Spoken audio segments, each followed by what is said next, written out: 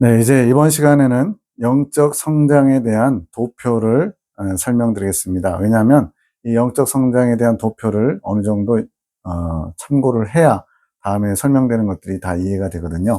영적 성장에 대한 도표. 영적 성장은 우리 신앙의 성장 과정을 보여주는데 하나님이 기가 막히게도 이스라엘의 왕국 발달사를 통해서 보여주고 있습니다. 이제 글씨가 좀 작기 때문에 화면으로 보시는 분들은 이제 부분적으로 확대해서 이 지시봉이 가는 곳으로 따라오시면 되겠어요. 지금 여기 이 제일 가에 있는 것이 바로 이스라엘 왕국의 발달 과정이고요.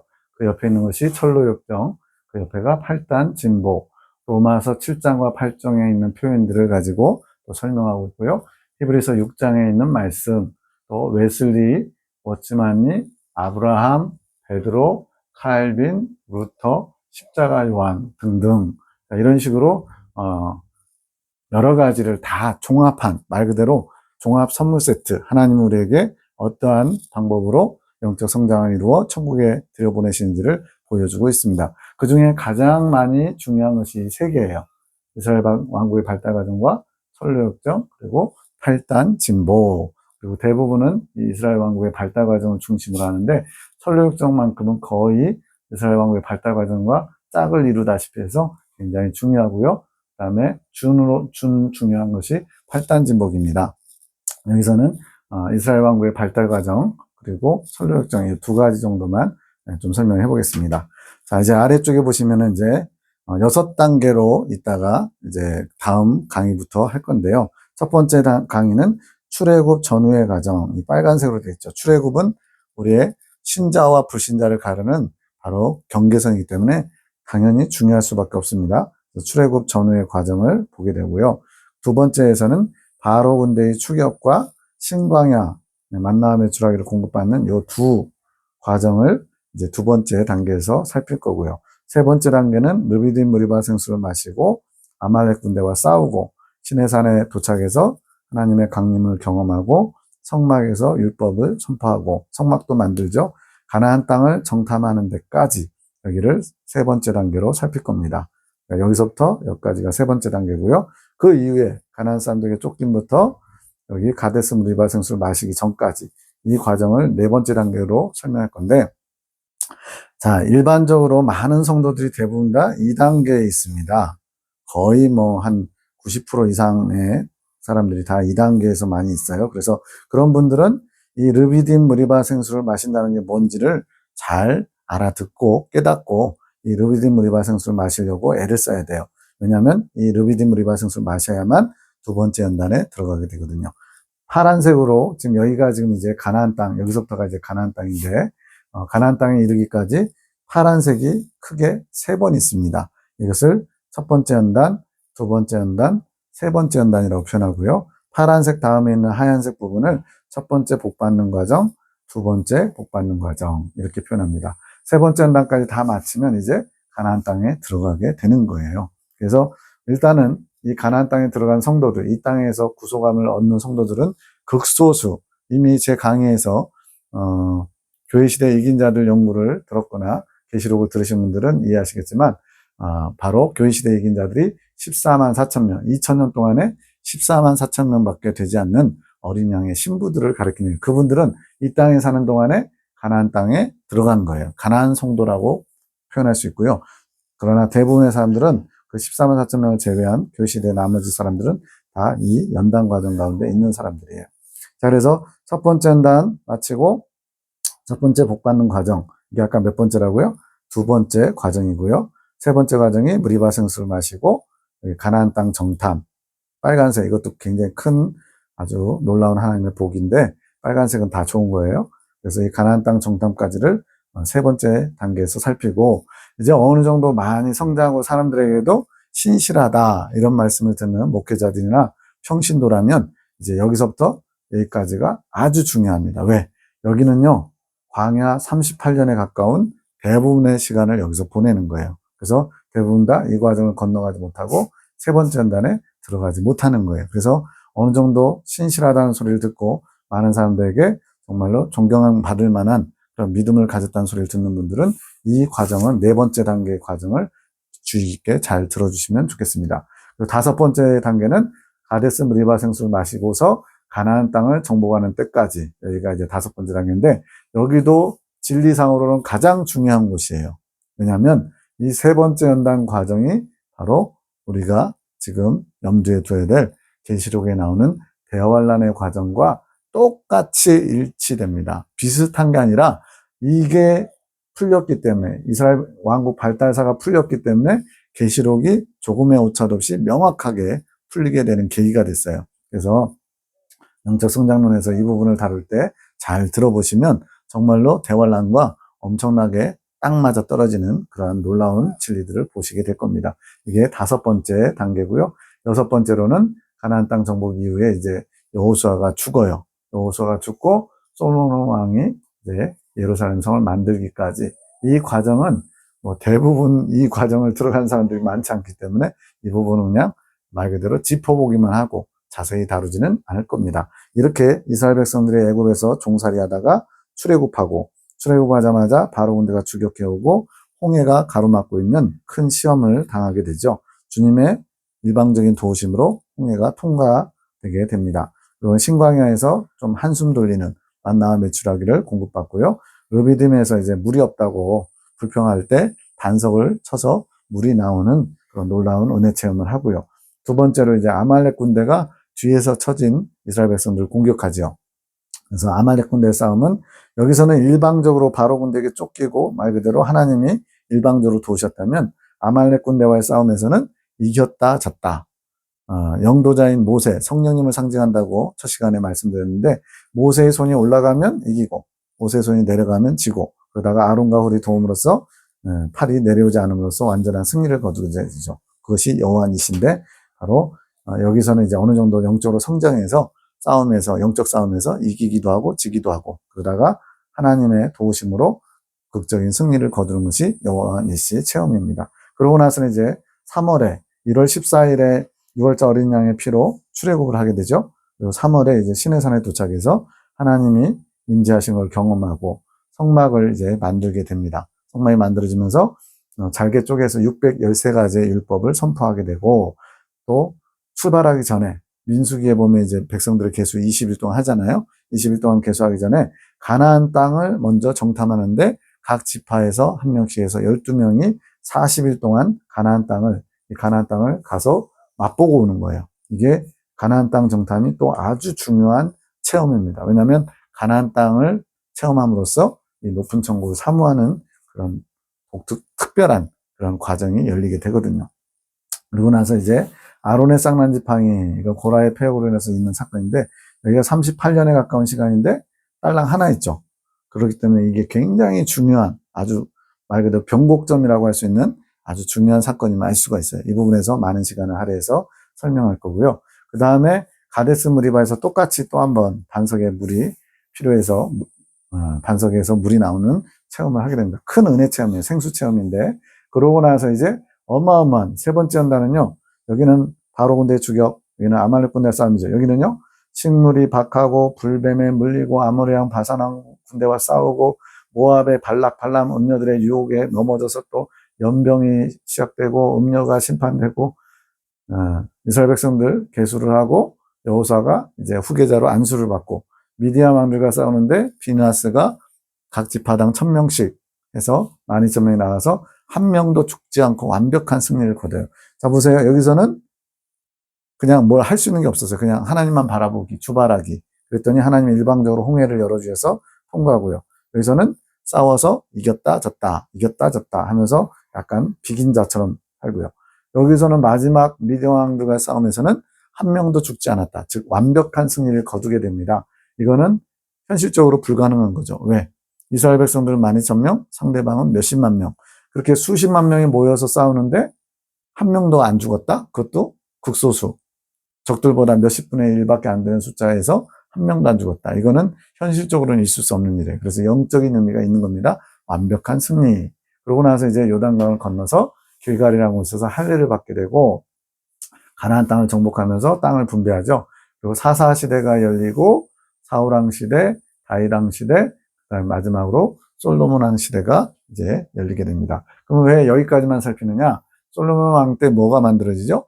예루살렘 성전이 만들어지죠. 성전이 만들어지면서 비로소 이제 시온 산성, 다윗 산성, 여부스 산성이라고 불리던 그곳이 예루살렘 성, 평화의 도성. 이거 바로 예루살렘 성전이 만들어지면서 하나님 나라가 이렇게 완성됐다는 것을 예표하는 거예요. 그래서 우리는 출애굽에서부터 이스라엘 백성들이 예루살렘 성전을 만들어서 하나님 나라가 완성된 것을 모형으로 하는 이 500년의 역사만 살피게 될 겁니다.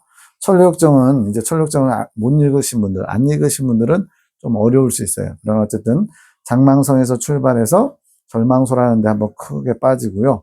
또 들길을 걷다가 이제 세지를 만나서 시내산 아랫길로 가다가 크게 한번 어려움을 겪습니다. 그리고선 다시 전도자를 만나서 좁은 문을 통과하고 효시의 집을 통과하고 십자가 언덕을 통과하면서 마치 등짐이 떨어져 나가는, 마치 죄의 짐이 해결된 것 같은 특별한 체험을 해요. 그게 바로 가나안 정탐하고 동일한 것인데, 이 십자가 언덕이 아주 중요한 체험입니다. 왜? 이것을 해야만 높은 천국을 사모할 수 있는 그런 눈이 열리고, 또 그때부터가 본격적인 진짜 영적인 싸움이라고 할 수 있거든요. 이전에는 성막이 없었죠. 근데 시내산에서 성막을 만들면서부터, 이때부터 출발하면서부터는 이제 이스라엘 백성들을 군대라고 부릅니다. 군대. 물론 이전에도 한 번 군대라는 단어가 나오긴 나와요. 그러나 대체적으로는 이때부터 이스라엘 백성들을 군대라고 부르면서 성막을 중심으로 좌우 앞뒤로 해서 그 지파씩 이렇게 해서 진행을 하고요. 진행할 때는 앞에 6지파, 뒤에 6지파, 그리고 어느 장소에 머물렀을 때는 3지파씩 성막을 삥 둘러싸가지고 성막을 향해서 이제 자기들의 텐트 사는 곳이죠. 그 문이 성막을 향해 있어가지고 언제나 성막 중심의 삶을 여기서부터 본격적으로 시작하는 거예요. 그래서 여기서부터가 제대로 신앙생활을 시작한다고 할 수 있어요. 여기서도 십자가 언덕에서 등짐이 떨어져 나가는 특별한 체험을 하는데, 문제는 등짐이 떨어져 나갔다고 해서 더 이상 얘기할 수 없죠. 네, 여기서 등짐이 떨어져 나가는 체험을 했거든요. 그러나 여전히 죄의 짐을 지고 기독도는 계속 올라가게 됩니다. 그러면서 이제 감난산이라는 곳에서 극심하게 어려워요. 처음에는 뛰어가다가, 두 번째는 걸어가다가, 나중에 기어가다가 정말 어렵게 가서 막판에 미궁이라는, 아름다운 궁이라는 곳에 가서 아볼론이라고 하는 사단과 싸워서 승리하게 됩니다. 그리고는 이제 사망의 음침한 골짜기, 이게 이제 가나안 땅 정복과 동일한데, 이때 영적 할례를 제대로 받고 죄성이 떨어져 나가요. 그리고는 이제 그 후로도 엄청나게 많은 어려움 속에서 뷸라, 결혼이란 뜻이거든요. 뷸라의 땅에 도착하게 됩니다. 자, 세 번째로 이 8단 진복, 팔복이라고 일반적으로 알고 있는데, 왜 8단 진복이라고 하냐면 복을 향해 나아가는 8단계라는 뜻이에요. 여기서 복은 무슨 복일까요? 뭐뭐 한 자는 복이 있나니, 복이 있나니, 복이 있나니 해서 8가지로 얘기하고 있잖아요. 궁극적인 복은 천국을 얻는 겁니다. 근데 이 8복을 각각 따로따로 생각하셔도 뭐 은혜되고 좋아요. 근데 특이하게도 마음이 가난한 자는 복이 있나니 천국이 저희 것이며, 천국을 얻는다고 첫 번째에서 나왔잖아요. 근데 마지막 8번째 다시 한번 의를 위해 핍박받는 자는 복이 있나니 천국이 저희 것이라고 그랬어요. 이게 뭘 의미하냐면, 우리가 이미 살폈던 요한 1서에 있는 것처럼 아이 단계에서 하나님을 아는 것 같고, 또 아비 단계에서 태초부터 계신 하나님을 아는 것과 같은 의미예요. 그래서 이때 천국을 소유하는 것은 실제로 천국을 완전히 확보한 게 아니라 천국에 이제 발을 들인 거죠. 천국을 향해 나아가는 여정, 믿음의 여정의 시작을 가리키는 게 마음이 가난한 자가 복이 있나니 천국이 저희 것이며, 이거는 시작이에요. 천국을 확보하고 다시는 탈락하지 않는다는 의미가 아닙니다. 두 번째는 애통하는 자는 복이 있나니 위로를 받을 것이며, 애통한다. 이 파란색이 아까 뭐라고 그랬죠? 연단이라고 그랬어요. 극심한 연단. 첫 번째 연단을 통과하는 장면이 애통하는 자, 환경이 너무나 어렵고 말 그대로 정말 절망적인 상황들이 많은 거예요. 절망서라고 표현되어 있는데, 그래서 첫 번째 연단을 통과할 때 애통하는 자는 복이 있다. 하나님의 위로를 받게 된다는 거고요. 그 다음에 이제 온유한 자는 복이 있나니 땅을 기업으로 받는다. 여기는 복 받는 과정이라고 그랬어요. 하얀색은. 그래서 땅을 기업으로 받는다. 뭔가 좋죠? 그래서 이 땅에서 잘 되는, 어느 정도 좀 일이 술술 잘 풀리는, 첫 번째 연단에서 굉장히 어려웠는데 이 첫 번째 복 받는 과정에 들어가면 이제 어느 정도 일이 술술 잘 풀리고, 교회에서도 신앙으로서 인정받고, 그러니까 교회에서도 어느 정도 성공한 사람 소리 듣고 세상에서도 안정적인 삶을 사는 그런 단계에 들어갑니다. 근데 여기에서 그치면 안 돼요. 왜? 아직 가야 할 길이 많거든요. 그래서 두 번째 연단 과정은 뭐냐? 의에 줄이고 목마른 자는 복이 있다. 뭔가 좀 느낌이 또 다르죠, 이미? 여기서 마음이 가난한 건 어쨌든 여러 가지로 공부하고 어렵고 힘든 외적, 내적 어려움 때문에 마음이 가난해졌는데, 여기서는 그 마음이 가난한 단계를 넘어서서 뭔가 의로움에 대한 갈망이 생긴 거예요. 그래서 의에 줄이고 목마르다. 뭔가 느낌이 있죠? 좋은 느낌. 그래서 이런 분들에게 하나님이 영적인 만족을 허락하셔서 배부름을 얻게 되는 복을 받고요. 그 다음 단계는 긍휼히 여기는 자는 긍휼히 여김을 받을 것이다. 이 정도 되면 이제 많이 성장했기 때문에 다른 사람들에게 긍휼을 베풀 정도로 뭔가 가지고 있는 거예요. 그래서 이 단계만 돼도 신앙적으로 꽤 높이 성장한 겁니다. 그 다음 단계가 중요한데, 마음이 청결한 자는 복이 있나니 저가 하나님을 본다. 이것에 대한 설명은 어디에서 확인할 수 있냐면, 욥기에 보면 욥이 연단 중에 입술로도 범죄치 않다가 나중에 욕창 걸려가지고 엄청 힘들어지니까 나중에는 입을 열어서 탄식하면서 하나님을 원망불평하죠. 그래서 이제 새 친구 엘리바스 빌닷 소발이 와가지고 막 네가 뭐 잘못했으니까 하나님 징계하신 거 아니야, 빨리 회개해라 이러는 바람에 마음이 더 상해서 계속 나는 의로운데 하나님 나한테 억울하게 이렇게 했다 하면서, 그러다가 이제 네 번째 친구가 엘리후가 이제 노를 바라면서 네가 하나님 천지 창조할 때 너 있었어? 너 비가 어떻게 되는지 구름이 어떻게 되는지 너 창조 영역 알아? 너 왜 하나님을 네가 다 아는 것처럼 얘기해? 그러면서 책망하는 가운데 이제 드디어 하나님이 등장하시죠. 하나님께서 이제 책망하시니까 이제 욥이 놀라운 고백을 합니다. 전에는 내가 귀로만 주님에 대해서 들었었더니 이제는 눈으로 주를 배움나이다. 그러므로 내가 제 가운데 앉아 회개하나이다. 나는 의로워, 나는 깨끗해. 그런데 하나님이 나를 이렇게 힘들게 하시고 나를 연단하시고 어렵게 하셔. 하나님 탓으로 돌렸던 욥이 하나님을 제대로 만난 거예요. 그래서 전에는 귀로만 들었던 하나님이었는데 이제는 눈으로 주를 배움나이다. 이게 바로 마음이 청결한 자는 복이 있나니 저가 하나님을 볼 것이며, 세 번째 연단이 바로 욥의 연단인 거예요. 그러니까 이 세 번째 연단이 얼마나 어려운지는 일단 욥의 고난을 봤을 때 짐작은 되죠. 근데 이제 거기에 특징이 뭐냐면 욥은 너무나 가진 게 많은 사람이었어요. 가진 게 적은 사람은 이 정도까지 연단받을 일이 없죠. 왜? 소가, 뭐 양이, 염소가, 나귀가 죽어나가는데 가진 게 없어요. 말 그대로 노숙자예요. 노숙자는 뭐 가진 게 뭐 있어요? 건강 빼고는 없어요. 그죠? 뭐 남들한테 무시당하는 것도 이미 무시당하고 있어요. 자존심 내세울 것도 없어요, 그냥. 그러다 보니까 가진 게 적을수록 이 과정이 아주 어렵지는 않아요. 워낙 욥은 가진 게 많다 보니까. 왜냐하면 이 과정은 다른 표현으로 소유를 다 팔아야지 마칠 수 있는 과정이거든요. 세 번째 연단이 마음이 청결한 자를 복이 있나니 하나님을 볼 것이며, 이게 대표적인 게 욥이 전에는 귀로만 주님에 대해서 들었었더니 이제는 눈으로 주를 배움나이다. 그러므로 내가 제 가운데 앉아 회개하나이다. 진정한 하나님 앞에 깨끗한 마음의 심령 상태가 됐죠. 순전한 욥을 보느냐 하면서 하나님이 이미 자랑했지만 사실 욥기의 핵심은 뭐냐면 욥은 겉으로 완벽했어요. 하나님이 인정할 정도로 동방의 순전한 자, 저 같은 자가 없다 그러면서 인정받았지만 사실은 그 안에 자기의가 있었어요. 자기의. 나는 그래도 누구보다 깨끗한 자, 괜찮은 사람. 나는 철저하게 하나님 말씀대로 산 사람. 이 마지막 우리로 말하면 이제 조그만 티끌 같은 거죠. 그 깊숙이 박혀있는 자기를 끄집어내기 위해서 하나님이 사단으로 하여금 그를 시험하게끔 허락하신 거예요. 그 다음에는 이제 화평케 하는 자는 뭐라고 불려요? 하나님의 아들이라 불림을 받는다. 벌써 느낌이 다르죠? 하나님의 아들이라는 불린다. 말 그대로 여기서부터는 진정한 하나님의 자녀로서 완성된 거예요. 그리고는 의를 위해 핍박받는 자. 물론 여기서도 핍박을 받죠. 여기서 의를 위해 핍박받는 것은 예수님처럼 완전히 십자가에서 자기 목숨을 내어주는 것처럼 주님을 위해서 완전히 끝까지 가신 분이에요. 그런 분들이 여기 천국을 얻게 되는데, 이 천국이 바로 영화롭게 한다. 로마서 8장 30절에 있는 것처럼 영화의 단계, 최종 마지막. 또 다른 표현으로는 완덕이라고 표현하고요. 설교적 표현으로는 뷸라라는 뜻은 결혼이란 뜻입니다. 즉 하나님의 영과 우리가 완전한 합의를 이루는데, 이때부터 하나님의 영이 내주합일 돼요. 근데 여기서도 무수히 많은 과정을 통해서 완덕이라고 하는 더 높은 경지가 있다는 것입니다. 이런 식으로 이스라엘 왕국의 발달사와 선교역정 8단 진복을 중심으로 다른 부분도 부분적으로 설명을 하겠지만 지금 버츠마니, 아브라함, 베드로, 칼빈, 루터 전부 다 이 과정을 가셔서 이 뷸라에까지 다 이르신 분들이에요. 보통 분들이 아닙니다. 그래서 우리들도 지금 내가 여기 있든지 여기 있든지 아직 주님이 오지 않았으니까 높은 천국을 향해서 한번 열심히 달려가보는 저와 여러분이 되시기를 축복합니다.